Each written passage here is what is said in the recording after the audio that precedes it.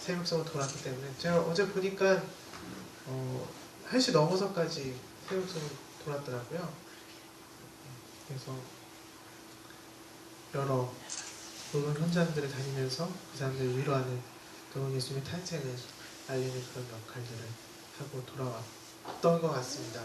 그래서 한 분은 허리가 아프시고 한 분은 또 늦게 일어나셔서 오시고 뭐 이런 상태입니다. 그래서 청년들이 없더라도 새벽에 열심히 선교를 하다가 늦었구나 라는 생각을 좀 너무나 이해하셨으면 좋겠습니다. 성탄절이 밝았습니다. 외국어로 하면 오늘은 크리스마스죠. 누군가에게는 공휴일이고요.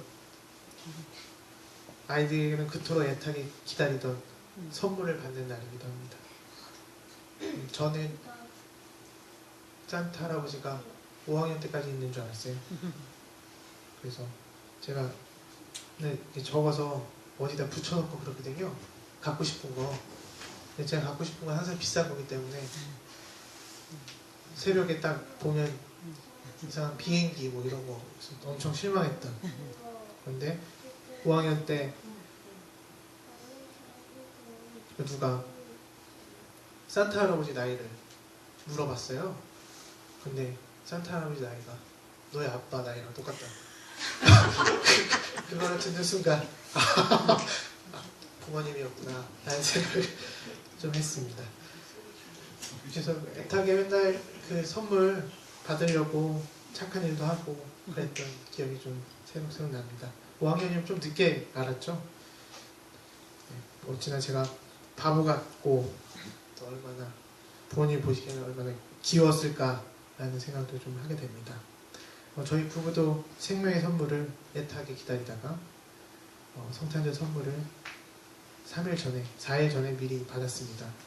미리 받은 선물을 보면서 아기 예수의 모습을 떠올리고 천사들이 아기 예수를 보면서 누가복음 2장 14절과 같은 고백이 왜 나올 수밖에 없었는지를 체득할 수 있는 시간이었습니다.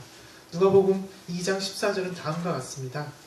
이렇게 고백을 하는데요. 아기 예수를 보면서 더없이 높은 곳에서는 하나님께 영광이요 땅에서는 주님께서 좋아하시는 사람들에게 평화로다 라고 이렇게 고백하고 있습니다. 이 고백은 한 아이에게만 던지는 찬사가 아니라 태어나거나 생성되는 모든 생명들에게 던지는 찬사입니다. 그래서 모든 생명은 본디 이러한 찬사를 받기에 충분합니다. 하지만 어른들은 요즘 성탄절 같지 않다고 볼멘소리를 합니다. 이 불평은 세상을 향한 불평이기도 하지만 교회를 향한 불평이기도 합니다. 현재 어른들은 성탄절에 대한 추억들을 하나씩 꺼내지만 지금의 아이들이나 중고등학생들의 성탄절이 어떤 의미인지 어떤 추억이 있는지에 대해서는 아무런 관심이 없는 것 같습니다. 예전보다 오늘이 GDP가 많이 올라갔고요. 생활환경과 문화를 접하는 친밀도는 늘어났는데도 점점 각박해지고 성탄절다워지지 못하는 것들을 봤을 때 안타깝습니다. 만약 자라나는 모든 이들에게 성탄절이 아무런 의미가 없고 또 추억이 없다면 이들에게 성탄절의 추억조차 만들어주지 못하는 이 나라 또 어른들은 반성해야 되지 않을까 생각됩니다. 물론 이 친구들이 커서 앞으로의 미래는 더 각박해지고 현실 감각이 뛰어난 아이들이 이 세상에 존재하겠지만 이 시대의 현실 또 이 시대의 현실 감각은 경쟁이니 더욱 암담할 뿐입니다. 우리 좋은 만남교회 성도님들에게는 오늘날 성탄절의 의미는 무엇입니까? 추억을 만들어주는 시간입니까? 아니면 현실을 일깨워주는 공휴일입니까? 우리 좋은 만남교회 성도님들은 이번 성탄절이 예수의 탄생의 의미를 깨닫고 생명과 정의와 평화의 추억이 남는 성탄절이 되기를 주님의 이름으로 기도하겠습니다. 아멘. 성탄절은 성이 태어난 날입니다. 곧 거룩함이 태어난 날이기도 하고요. 이렇게 본다면 성탄절은 거룩함이 시작되는 날이라고도 해석할 수 있습니다. 거룩함이 시작되는 날, 누군가가 태어나는 날이고 누군가로 기억되는 날이기도 합니다. 태어남은 예고 없이 불쑥 찾아옵니다. 얼마 전 민주노총을 들이닥친 5천 명의 경찰처럼 말입니다. 그래서 인간이 여러 방식으로 무언가를 예측하지만 이 노력이 허사할 때가 다반사입니다. 태어남도 마찬가지지만 죽음도 예측할 수 없습니다. 이 모든 영역에서 인간은 손을 대지만 적어도 이 영역에 대해서는 손 쓸 도리가 없습니다. 이런 면에서 볼 때에는 신은 존재하는구나를 머리보다는 몸으로 알 때가 정말 많습니다. 생사를 하나님이 주관하시지만 태어남과 죽음이 극명하게 갈라지는 지점이 있습니다. 바로 인간의 감정에서 여실하게 드러납니다. 태어남은 기쁨으로 표현되거나 환희로 표현되지만 죽음은 슬픔으로 표현되거나 절망으로 표현됩니다. 생사 화복이 다 이 안에 있게 되니 참으로 인생살이 별거 없다라는 생각도 들게 합니다. 태어나면 시작이고 죽음은 끝이니까요.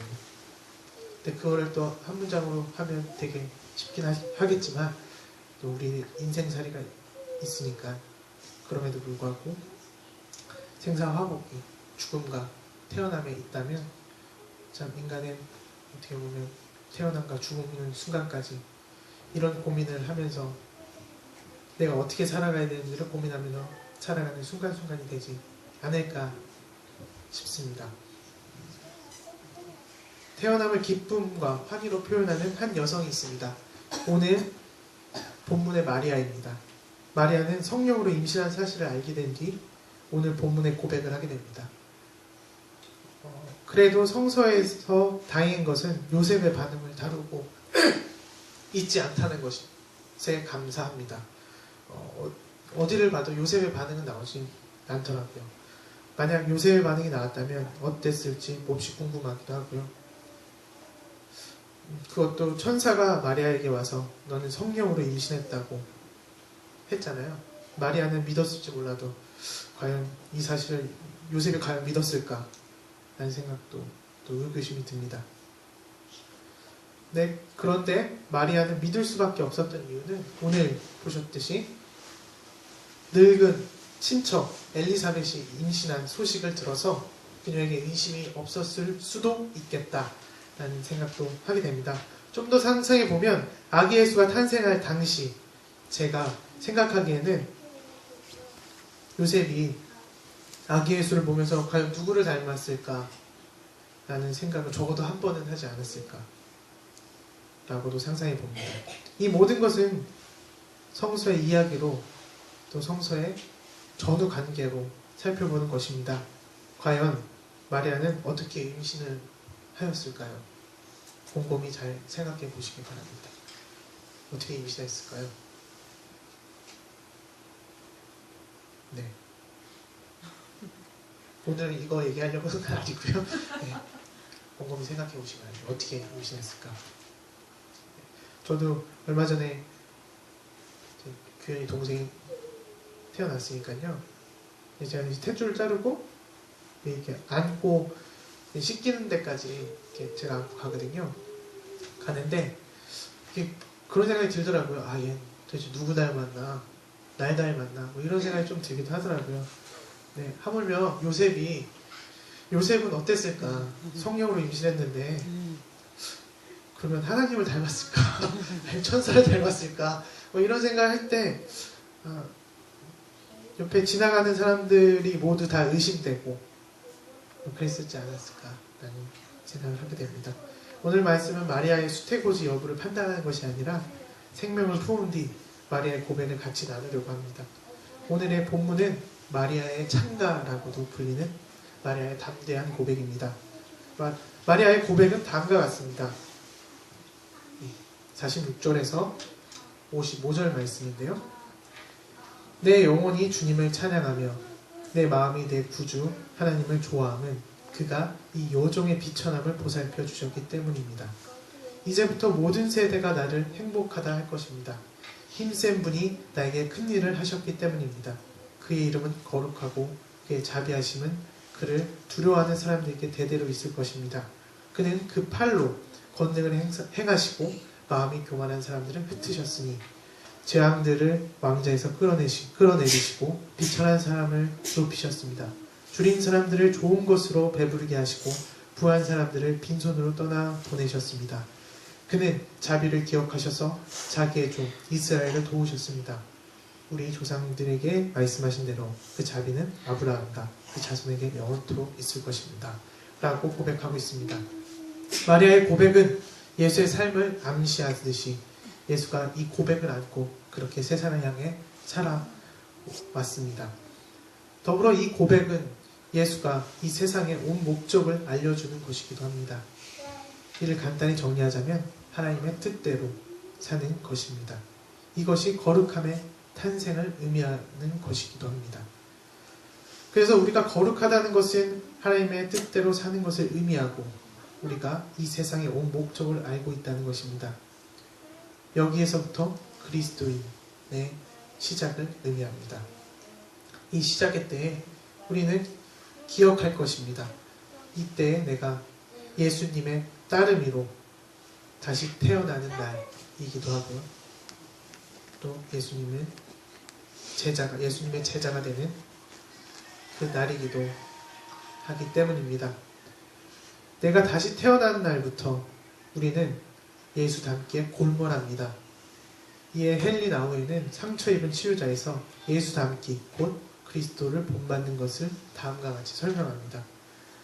그리스도를 본받는 것이 그리스도께서 사셨던 대로 사는 것이 아니라 그리스도께서 자신의 삶을 진실하게 사셨듯이 우리도 우리의 삶을 진실하게 살아가는 것을 뜻한다 라고 얘기하고 있습니다.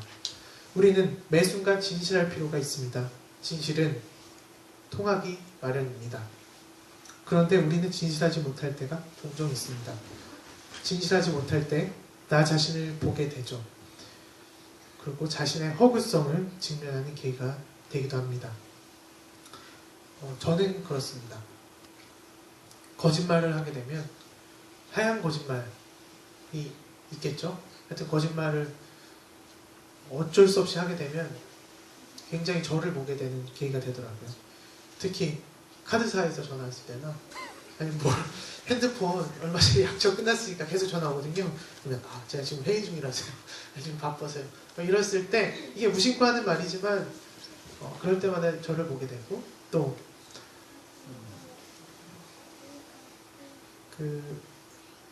이번에도 하얀 거짓말을 하긴 했는데요. 아내가 무척 고생을 많이 했거든요. 근데 그 고통이나 이런 거를 저는 잘 모르겠어요. 진짜로. 이게 몸으로 와닿지 않아서 잘 모르겠는데 정말 고생했다. 뼛속까지 고생했다. 이런 얘기하고 나도 내가 아팠으면 좋겠다. 이런 얘기를 하거든요. 근데 이게 하얀 거짓말이라는 거. 잘 모르겠어요. 그 고통을. 어제 박 목사님이랑 사모님이랑 차 타면서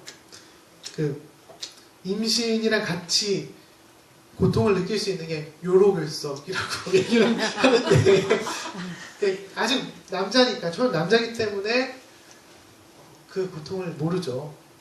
그럼에도 불구하고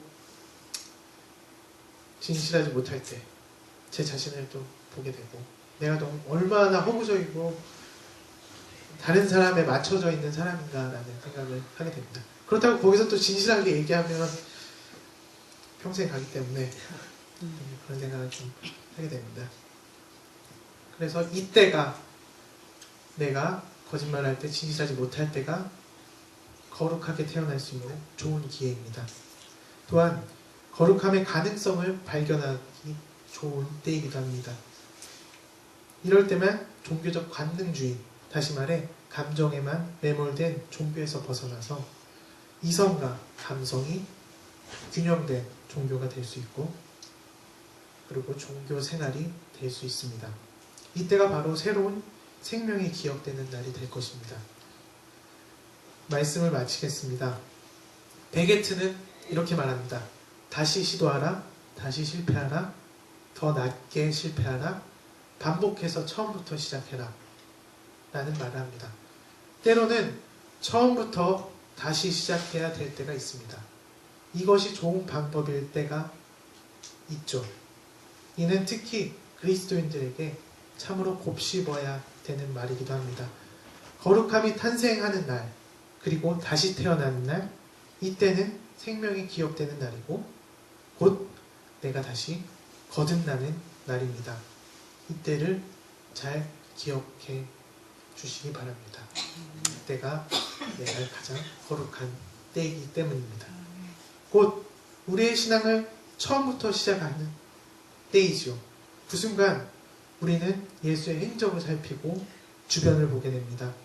주변을 보는 순간 나 자신을 돌아보게 되고 다시금 삶의 목적이 생깁니다. 이 삶의 목적은 나의 삶의 목적이 확장되는 순간이고 그렇게 되는 순간입니다. 그래서 가끔 나 자신이 오지랖이 넓어질 때가 있습니다. 이것은 제가 봤을 때는 좋은 일입니다. 좋은 일이에요. 오지랖 넓은 거. 그래야 세상이 조금씩 바뀔 수 있기 때문입니다.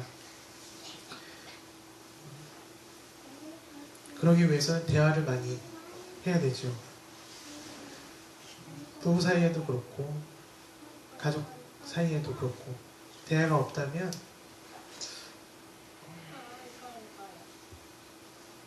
상당히 그 상대방의 마음을 알기 좀 힘든 것 같다는 생각이 좀 듭니다. 어제 설교를 조련해서 준비하다가 제 아내가 문득 저한테 그런 얘기를 했습니다. 우리는 몇 분을 같이 대화를 하지라는 얘기를 물었을 때 생각해보니까 30분도 좀 안 되는 것 같다는 생각이 좀 들기도 해요.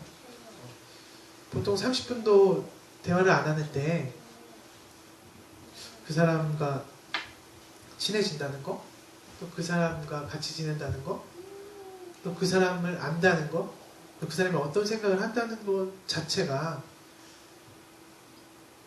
되게 이기적인 생각이 아닐까라는 생각을 좀 하게 됩니다. 나는 너를 다 알아 라고 하는 그 순간 가만히 생각해 보십시오. 그 순간에 내가 30분 정도는 그 사람과 얘기하고 그 사람을 아는 것인지를, 그럴 때 나의 삶이 확장되고 오지랖이 넓어질 때 또 거룩함이 확장되는 길이라고 저는 믿습니다. 프리드리히 헐딜러이라는 그 시인이 있는데요. 사람들의 호의라는 시에서 이렇게 말합니다. 군중은 시장의 가치를 좋아한다. 그리고 하인은 더 강한 자를 존중할 뿐이다. 신에게 양심을 거는 자, 오직 그 자들만이 스스로 진실하게 존재한다. 라고 얘기합니다. 우리는 더 나아가서 신과의 만남에서도 진실해져야 합니다. 어찌 보면 이 방법이 거룩함이 탄생할 수 있는 가장 빠른 길일지도 모릅니다. 어려운 길일 수 있을 것입니다. 신과 대면한다는 것은 나 자신을 홀로 진득하니 꼼꼼히 볼 수 있다는 것을 의미하기 때문입니다. 그제서야 우리는 다시 태어날 수 있고 이와 동시에 생명이 기억되는 날이 될 수 있습니다. 생명이 기억되는 오늘, 우리 좋은 만날 교회 성도님들은 생명이 온전한 생명으로 기억되고 오늘을 통해서 새롭게 거듭나는 오늘이 되기를 간절히 기도하겠습니다. 아멘.